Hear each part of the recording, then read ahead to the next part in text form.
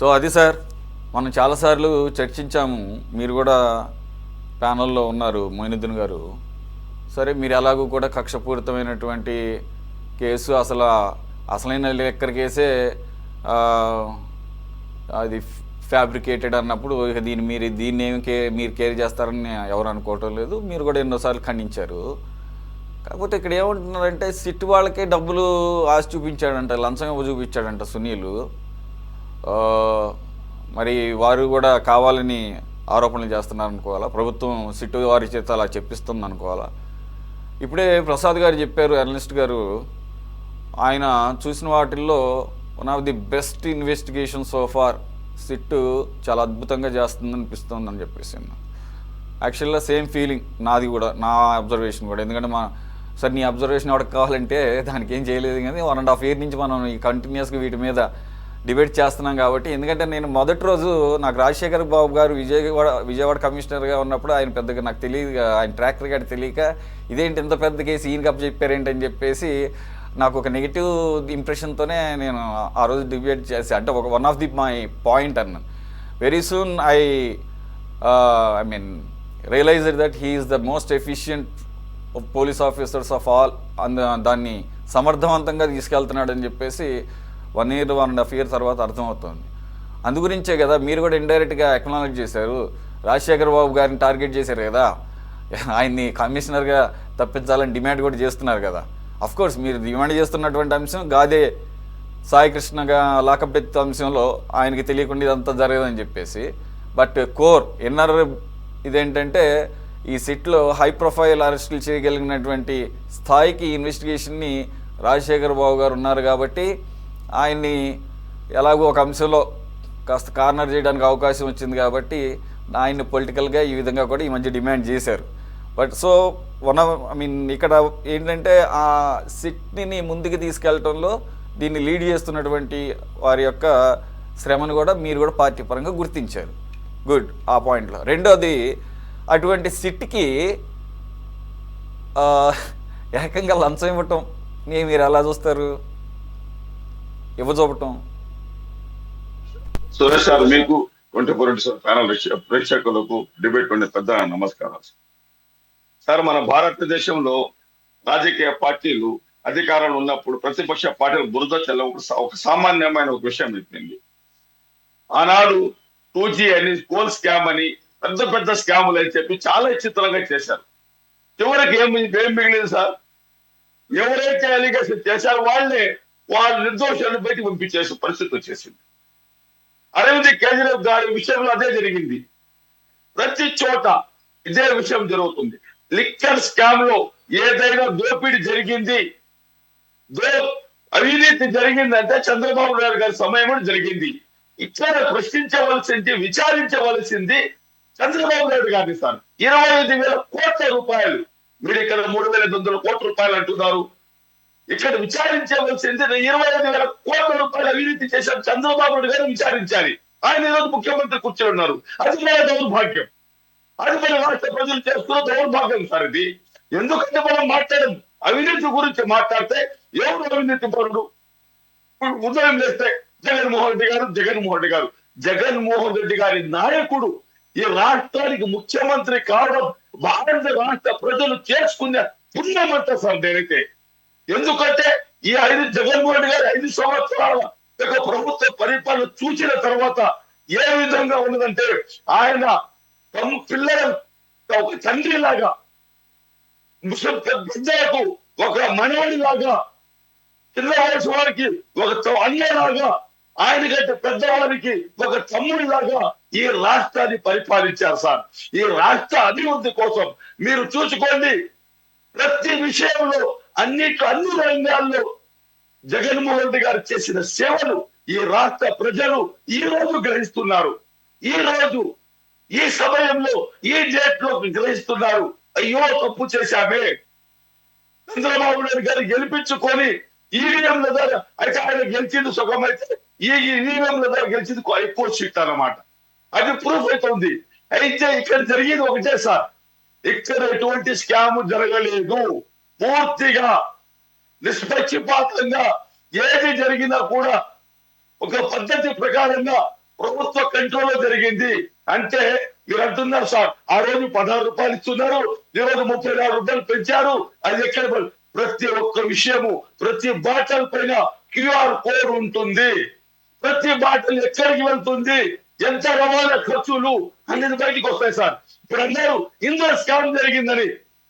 ఇదే అమరావతిలో 4,500 రూపాయలకు స్క్వేర్ ఫీట్ కడుతున్నప్పుడు ఇక్కడ చంద్రబాబు నాయుడు సమయంలో 20,000 కోట్లు 20,000 ఎందుకు అవుతున్నాయి స్క్వేర్ ఫీట్ కి? దానికి జవాబు చెప్పాలి. దానికి జవాబు లేదు. వాళ్ళు చేస్తే సంసారం, ఇతరులు చేస్తే వ్యభిచారం. ఇది చంద్రబాబు నాయుడు పరిస్థితి. ఈరోజు చంద్రబాబు గారు తెలిసిపోయింది.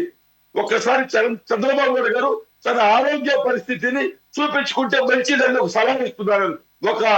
ఒక రాష్ట్రంలో ఒక ఓటరుగా, ఒక పౌరునిగా సలహా ఇస్తున్నారు. ఆయన ఆరోగ్య పరిస్థితి స్థిమితంగా లేదు, ఆయన చూపించుకోవడం చాలా మంచిది. అన్నెసెసరీ రిమార్క్స్ ఎందుకు? ఇలాంటి సలహా ఇచ్చే సీదిరి అప్పలరాజు కొడుకు సీదిరి అప్పలరాజు పరారీలో ఉన్నాడు. సేమ్ మీకులాగానే అసెంబ్లీలో ఒక డాక్టర్ అయ్యండి, అఫ్ కోర్స్ పశువుల డాక్టర్ అంటలే, అందు గురించి మరి పశువుల భాష వచ్చినట్టుంది. ఎదురుగా పెట్టుకొని ఇది అంత సీనియర్గా ఉన్నటువంటి ప్రతిపక్ష నాయకుడు అప్పుడు మీ ప్రభుత్వంలో అసెంబ్లీలో ఉండి ఈ సోకాల్డ్ సీదిరి అప్పలరాజు చంద్రబాబు నాయుడు గారిని అక్కడే అసెంబ్లీలో ఉన్నటువంటి డాక్టర్ల చేతంట ఆయన చెక్ చేయించాలంట, తర్వాత వచ్చి కూర్చోబెట్టాలంట అని ఎలాంటి ఉచిత సలహా. అందుగురించి మీరు మాట్లాడేది ఇర్రెలవెంట్ అయినా కూడా వదిలేసే మిమ్మల్ని అడ్డుపడాల. మళ్ళీ ఈ పర్సనల్ స్లర్స్ ఎందుకు?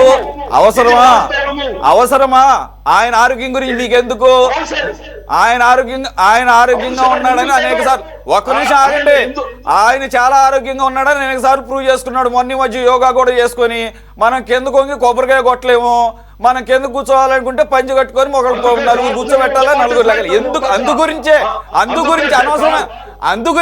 ఎందుకు మా చేత చెప్పించుకుంటారు? అనవసరమైన వాటిలోకి ఎంటర్ అయ్యి హెల్త్ల గురించి, లేకపోతే చావుల గురించి, వయసుల గురించి మీకెందుకు?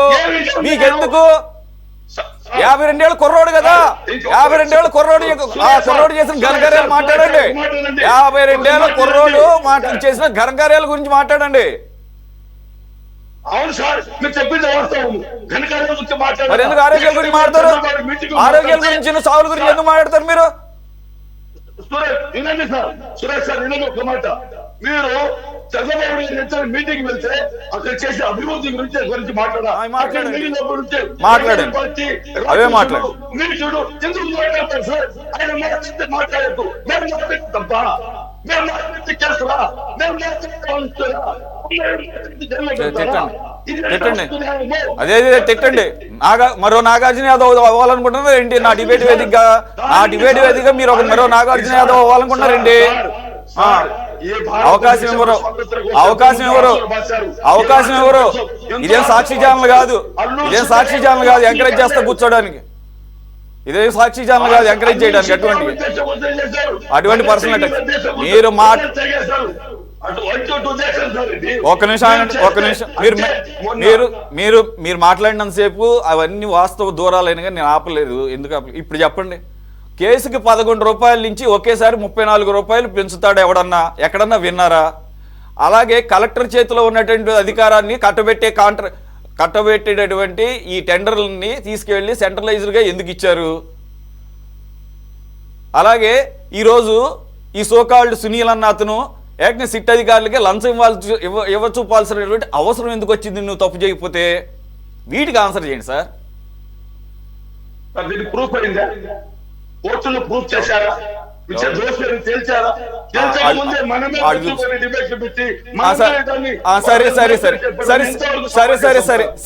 సరే సిట్ అబద్ధం ఆడింది అనుకుందాం. 11 రూపాయల నుంచి 34 రూపాయలు పెంచింది వాస్తవం. అక్కడ డాక్యుమెంట్, అక్కడ ఆన్ రికార్డ్ ఉంది. ఎందుకు పెంచారు? 300% ఎందుకు పెంచాల్సి వచ్చింది? అది కూడా ఒక కేసులో ఎన్ని ఉంటాయి? ఫుల్ అయితే 12 ఉంటాయి నాకున్న నాలెడ్జ్ ప్రకారంగా. హాఫ్లు అయితే 24 ఉంటాయి, క్వార్టర్లు అయితే 48 ఉంటాయి. ఒక బాక్స్ ఉంటుంది. ఆ బాక్స్ 11 రూపాయలకి అంత ముందు ఉన్నదాన్ని 34 రూపాయలకి ఎలా చేశారు? ఎందుకు చేశారు? అవును sir, correct sir. Suresh sir వస్తున్నా. మొన్న పెట్రోల్ 110 రూపాయలు ఉంది, 118 రూపాయలు ఉంది. ఎప్పుడు జరిగింది అది? ఇరాన్ అమెరికా వార్ జరిగిందా? లెక్కర్ స్కామ్ జరిగింది కాదు. ఈ ట్రాన్స్పోర్ట్ చార్జెస్ అప్పుడు ఇరాన్ అమెరికా వార్ జరిగిందా?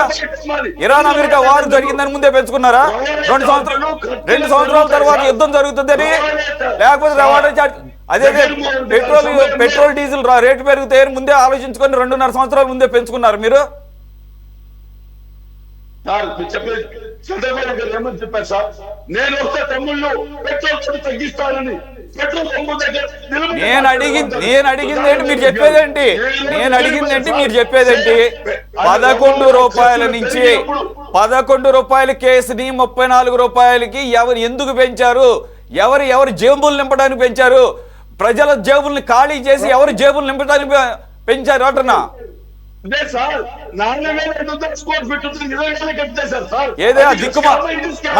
ఏది ఆ దిక్కుమాలిన లెక్కను ట్రాన్స్పోర్ట్ చేయడానికి మళ్ళీ ఈ రకంగా ఛార్జీలు. 4,800 కోట్ల రూపాయలతో కేంద్ర ప్రభుత్వాలు అక్కడ బిల్డింగ్ నిర్మించారు. వీళ్ళు 28 స్క్వేర్ ఫీట్ పెంచారు సార్. అది స్కామ్, ఇది కాదు స్కామ్. ఇక్కడ ఖర్చులు వచ్చే ప్రభుత్వం పారదర్శిగా పనిచేసింది. వీళ్ళు కావాలని ఏదో విధంగా వైఎస్ఆర్సీపీని మా కూటమి ప్రభుత్వం అయిపోయింది. దీని పరిస్థితి 2 సంవత్సరాల తెల్లమైపోయింది. కూటమి ప్రభుత్వం, టీడీపీ ప్రభుత్వం రాసిస్తాను.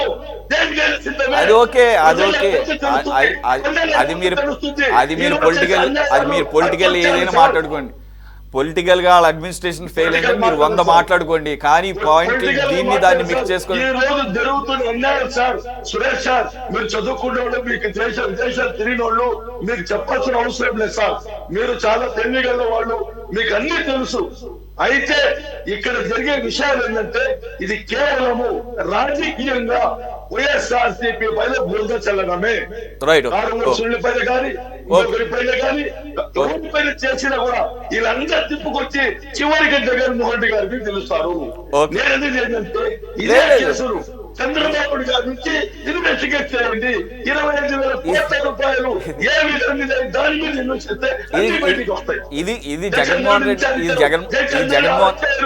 ఇది జగన్మోహన్ రెడ్డి గారు దగ్గరుండి చేశారని నేనైతే అనుకోవడం లేదు. ఎందుకంటే చిన్నది, ఇది చిన్న కుంభకోణం. ఆయన రేంజ్ పెద్దది.